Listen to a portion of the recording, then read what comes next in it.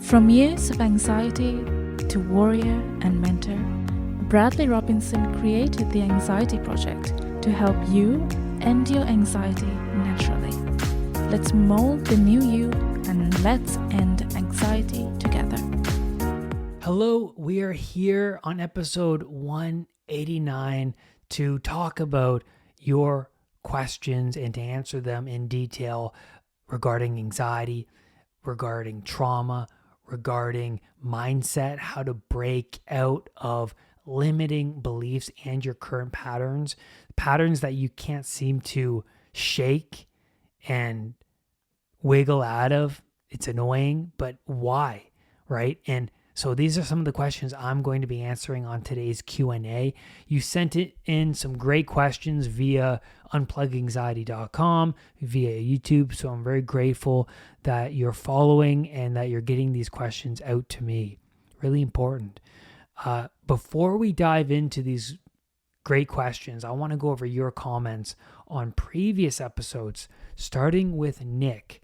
He says, "Thanks for this. I just can't seem to stop thinking of all my issues and my symptoms. It's a never-ending loop and always something new popping up and affecting my sleep, constantly living in the past before all this." Yeah, absolutely, Nick. This episode's for you because I'm talking about why we are stuck in the past, why we can't seem to break free of old patterns and old traumas. So make sure you write notes, make sure you re-listen to this episode, but I do want to recommend a couple of my videos to you. One video is called "These 4 Things That Brought About My Anxiety Disorder." And I released that within the last couple weeks, so you can find that on my channel on YouTube under uploads. And then I recommend a video called "Health Anxiety: When and How Did It Start?" Really important that you follow along, that you write notes, and you discipline yourself with these videos, because this information is going to help you move you towards your higher self, to move you out of anxiety, right? You got to learn about anxiety. You have to learn what techniques work for someone who used to suffer from anxiety, right? Like myself. And really, it's important to learn why these are effective tools, because you just don't want to be given a tool. You want to learn about the tool. You want to learn, okay, what makes this tool so good? So make sure you follow along and watch and listen closely. The next question comes from Jay. He says, meditation, intermittent fasting, pranayama, no porn, no masturbation, no sex, sleeping 7 hours at least, try as max as possible, quitting sugar, quitting social media, quitting sunlight, or getting sunlight, sorry, not quitting sunlight. And he says, boom, anxiety gone. Whew, that's a lot there. That's a mouthful, Jay. But that's amazing. And I agree. This coming from an ex-severe anxiety sufferer. That's what he says. So look at all these disciplines Jay has implemented into his life, right? You have to make the right sacrifices in order to get to where you need to go, in order to reach your higher self, yes. But sacrifices means discipline, because what are you going to replace the thing that you sacrificed with, right? Jay is adding meditation into his life, intermittent fasting, more sleep, sunlight, no masturbation, right? All of these things need to fit in somewhere. So he must have sacrificed a lot of other things to fit these into his life. Like, what are you going to do instead of eating, right? You're used to eating a meal for 45 minutes at this time. Now you have that time to do something else. So maybe you're going to read. Maybe you're going to go to the gym, go for a walk. And then now Jay says, no porn. Okay, what are you going to do not watching porn? That took up half an hour to an hour of your day. What are you going to do instead? What are you going to do when you quit social media? Now that you're not on your phone, what are you going to stare out the window? Are you going to be more mindful, right? So he's replacing all of these old habits with positive, constructive disciplines. Amazing, Jay. Awesome. Now, let's get into the first question of this Q&A, and it comes from Jamie. He says, how do you change a mindset that is so determined to stay the same? It's determined to stay the same because it wants to stick with what's already familiar. That way, it doesn't have to use up a ton of brain power. The body wants to automate you as much as possible. It can't pay attention to every single detail in your day. There's too much information out there to pay attention to. There's an infinite number of things, right? So you narrow your gaze to whatever is important to you, right? You narrow all of that information into a very finite set of things to pay attention to, right? Everything else is blurry, and then where your focus goes, your energy flows. You determine what you value the most by where you're aiming consistently throughout the day. So to change your already existing programs, first be aware of what program you want to sacrifice. Okay? Start with one thing. What's not working? I bet you there's a ton of things in your unconscious mind that's not working out for your higher self. That's working against you rather than for you. But pick one of those things. What's not working for you? And that's your responsibility to figure out. Okay? Then, what are you going to replace that program with? We saw in Jay's comment all of these new programs, but he had to replace existing ones, right, with these new programs. So instead of seeing your toxic friends, you're going to look for a job, right? Instead of smoking weed, what are you going to do instead? Instead of masturbating to porn, what are you going to do instead? Instead of going to McDonald's, what are you going to do instead during that time? What are you going to eat instead? There are two mindsets. There's the static mindset, and then there's the developing mindset, right? You can look at it from a political perspective, conservative and liberal. The conservative mindset, you're staying in what's familiar. You're conserving what you already know. You're staying within the confines of your walls, your borders. The liberal mindset is, well, you're breaking down the borders and you're reaching outside into the unknown and you're gathering new information and you're continuously breaking down your barriers and building them back up all the time. It's best to make friends with what you don't know rather than what you know. What you already know, it's limited. It's short-lived. Things are constantly changing. And there's an infinite amount of things of what you don't know. But there's a finite amount of things that you do know. So it's better to make friends with the unlimited amount of things that you don't know, that make you uncomfortable. That's what grows you. That's what strengthens your mind and body. Constant exposure to what you don't like and what makes you uncomfortable only improves your resistance, right? You're going to be less resistant to any sort of suffering, to any sort of stress, the more you place yourself in that stress. The other stress that used to make you stress is not stressful to you anymore because you've spent so much time conditioning yourself to to that stress, but also how to manage that stress appropriately. If you keep the same MacBook, then eventually it will become less and less functional over time. The new softwares will not support the MacBook from 10 years ago. If you stay the same, then your communication skills, your writing skills, and your wisdom will not progress. It'll remain stagnant and you'll be left in the dust.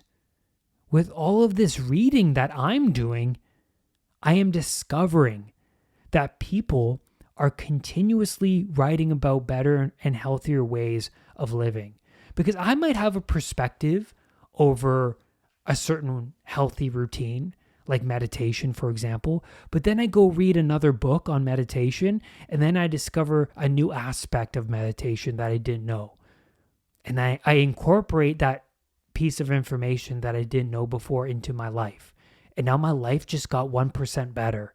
So each book that I read, I'm taking parts of the book that resonate with me that I didn't know before, and I'm incorporating that within my life. And then I get to share that information with you guys. So not only is it helping me, but then I get to project that new information onto you, and then your life gets a little bit better. So it's a ripple effect, right? But you have to be willing to venture out into the unknown, because that's where all of this information lies. It lies outside of your borders. You have to communicate to yourself why staying the same way is no good and why change is the best path. I recommend a book by Carol Dweck called Mindset. She talks about the developing mindset and why that's important. All these musicians, businessmen, spiritual leaders, why they adopt this mindset and why it benefits them, and then the consequences of having a set mindset. The consequences of why staying the same, staying confined in your bubble only makes you more anxious and dependent, and it just kills the mind. The mind wants to be stimulated. Jasper leaves a question saying, how can something like hypnosis reprogram unconscious behaviors and beliefs? Dr. Joe Dispenza, he's amazing. I read his book, Becoming Supernatural, which I highly recommend. And in the book, he talks about how looking at brain waves show a correlation between the brain wave frequencies and how susceptible you become to new programs and change based off of these different brain waves. So when we are aroused most of the day, right? When you're driving your car, you're constantly in your mind, you're constantly in that analytical brain of yours. You're in business meetings, you're talking with friends. Most of the day, we are in this beta brainwave state. Then, when we are relaxed, we are calm, intuitive. When we are in a flow state, we step into alpha brainwave states. When we drift off into sleep, we move into a theta brainwave state. This is associated with meditation. When you let go of the analytical mind and are present, you're no longer up there in that chatterbox of the mind. It's like the doors to your unconscious open up and are wide, and you're more susceptible to any incoming information. At this point, any information coming in, it will be accepted as true. And so that's why I recommend to you, when you are releasing trauma, you have to go into a calming theta-like brainwave state, and you have to bring up the trauma, revisit the emotions from your unconscious mind, and then engage in images and emotions to reframe the trauma, to look at it from a different perspective, and to attach safety around the trauma, which I will get into shortly. So maybe in your beta state, you would not accept this new information and you will repress information continuously. And that's what I used to do all the time. But when you're fully present, when you are relaxed, when you're open, then new information will be accepted by your unconscious mind. I always say this, the unconscious mind does not know the difference between what's real and what's imagined, right? So when you're relaxed and you accept the emotions from your unconscious mind, that's real, right? You're feeling it. But you're also, when you're imagining your traumatic moments, you're imagining a positive moment, you feel these strong emotions. But is the moment really happening? Well, it's real to you, isn't it? The emotions are as real as they can be. You're just imagining the scenario, but how can they be less real when you're feeling that strong positive or negative emotion? And now I want to incorporate a question into this question from Melissa. She says, my anxiety started after my dad had a heart attack in front of me, died, and was brought back 2 times 10 years ago. Major trauma. I've had dizziness for months and couldn't move after this happened, all linked to anxiety. My biggest problem is I have always feared death, and once anxiety became a thing and it feels so real, I think I will die from it. So I constantly go to the doctors. I'm anxious 24/7 and dizzy. Yes, Melissa, that's a heavy comment. But I wanted to incorporate that comment here because I want to get into trauma. The unconscious mind holds on to strong emotional moments from our past. Trauma is a part of you that is stuck in the past. Okay? Let me say that again. Trauma is a part of you that is still stuck in the past. If a memory is still causing you strong negative emotion, then you haven't resolved and understood it.